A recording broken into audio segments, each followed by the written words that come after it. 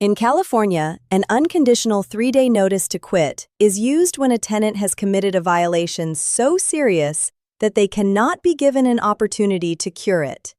Under California law, uncurable violations include illegal activity on the premises, criminal behavior, causing substantial damage to the property, creating a nuisance that substantially disturbs other tenants, or subletting without permission after being told to remove the subtenant. Unlike a pay or quit notice or a cure or quit notice, an unconditional notice gives the tenant no option. They must vacate within 3 days or face an unlawful detainer lawsuit. California courts strictly enforce notice requirements, so the notice must be accurately drafted and properly served.